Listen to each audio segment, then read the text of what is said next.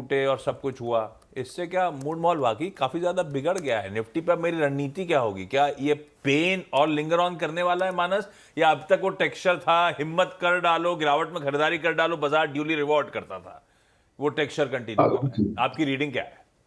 Good morning Ashish ji, good morning Neeraj ji, good morning Harshita जी। तो देखिए, पिछले पूरे 4 मंथ में लगातार चैनल पे ये बात होती रही कि 20 डे मूविंग एवरेज एक बहुत इंपॉर्टेंट सपोर्ट है निफ्टी के लिए। और देखिए, उसका रीजन ये था कि 17,200 पे रीगेन किया था निफ्टी ने अपने 20 डे मूविंग एवरेज को, और उसके बाद मतलब ये मैं बात कर रहा हूँ 31 मार्च की।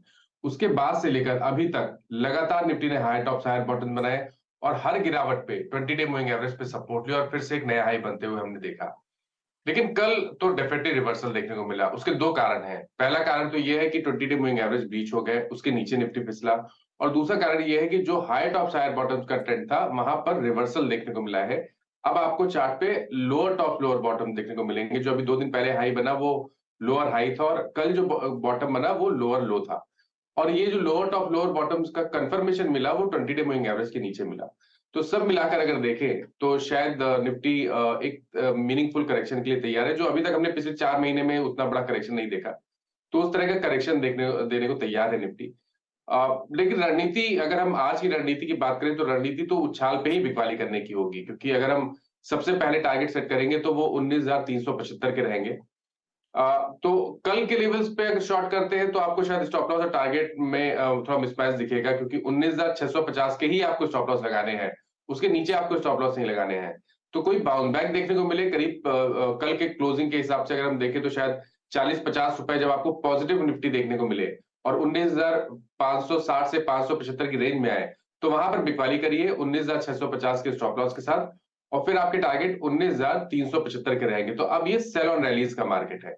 तो वही स्ट्रेटेजी आज के लिए भी रहेगी। खरीदारी और केवल तब करेंगे जब निफ्टी रिवर्सल दिखाएगा और ब्रेकआउट देखा 19,725 के ऊपर। अगर 19,725 के ऊपर निफ्टी निकलेगा, अब आपको तभी खरीदारी करनी है। और आज के सेशन में भी अगर वी शेप रिकवरी देखने को मिले और 750 725 के लेवल्स ब्रेक हो जाए, तभी आपको निफ्टी में खरीदारी करनी है। तो सेल और रैलीज का मार्केट है। ध्यान रखिए, जब उछाल मिले तो आपको बिकवाली करनी है 19,650 के स्टॉप लॉस के साथ। बैंक निफ्टी का स्ट्रक्चर भी बिल्कुल सेम है जैसा निफ्टी का है, लेकिन इसमें मूविंग एवरेज का फर्क है। जहां पर 20 डे मूविंग एवरेज निफ्टी में था, यहाँ पर 50 डे मूविंग एवरेज बहुत इंपॉर्टेंट है। 20 day moving average I think 2 month पहले ब्रेक भी हुए थे, उसके नीचे भी बैंक निफ्टी गया था। तो यहाँ पर 50 डे मूविंग एवरेज बहुत इंपॉर्टेंट है।